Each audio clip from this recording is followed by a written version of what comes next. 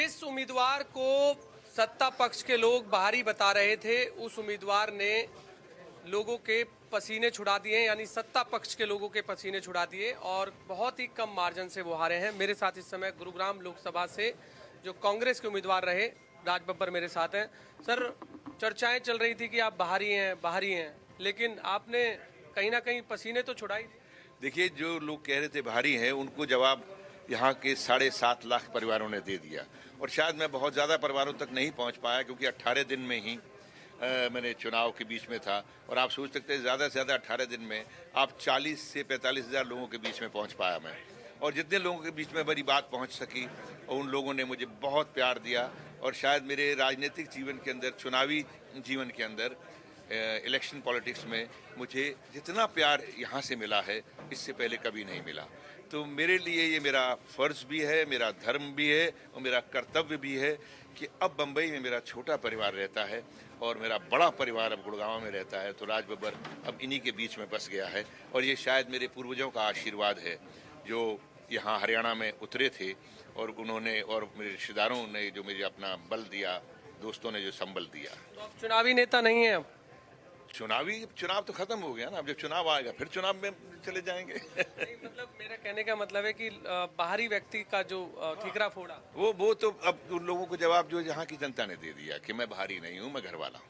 तो गुरुग्राम की जनता अब कैसे आपको मिले, क्योंकि आपने कहा कि अब यहीं बसे? मैं यहीं पे अभी तो कुछ दिन तक यहीं रह रहा हूँ।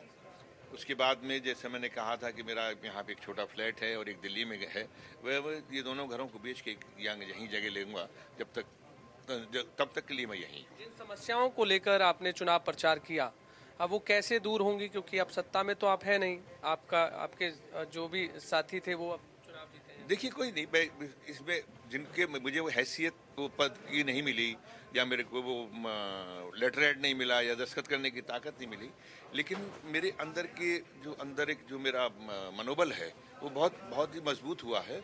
और मैं काम करूँगा और काम करवाना जानता हूँ मैं। अधिकारियों को और जो चुने हुए जो लोग होंगे, उनको आना पड़ेगा मेरे साथ।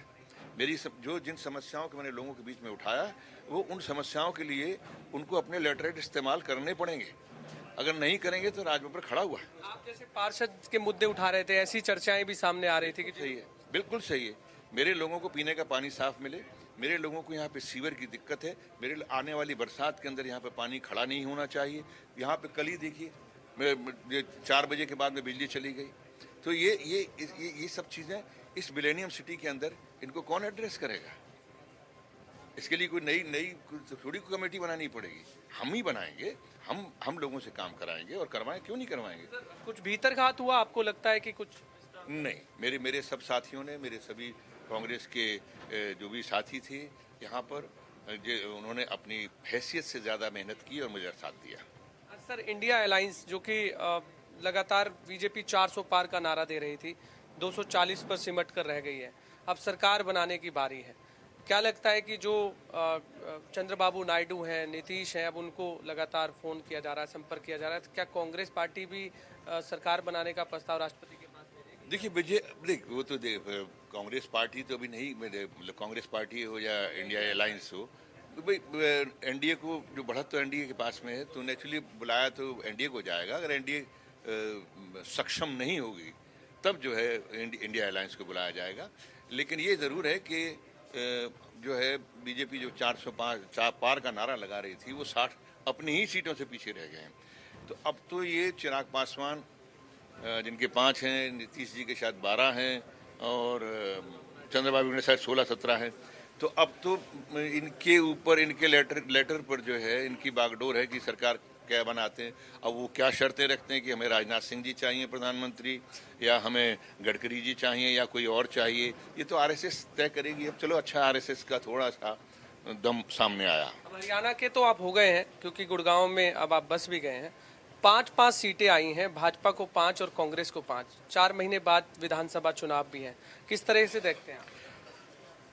मैं कहूँगा कि मेरी पार्टी ने कांग्रेस पार्टी ने बहुत ही मजबूती के साथ में ये हरियाणा के लोकसभा के चुनाव लड़े हैं, और मैं श्रेय दूंगा सभी लीडरशिप को। अब तय करना है पार्टी ने कि वो मुझे किस तरह से वो चाहते हैं। मैं तो बिल्कुल कार्यकर्ता के रूप में हूँ, मेरे पास ना कोई ऐसा पद है, ना मेरे पास में कोई इस तरह की कोई हैसियत है, लेकिन मेरी पार्टी का कार्यकर्ता हूँ। जैसे पार्टी मुझे चाहेगी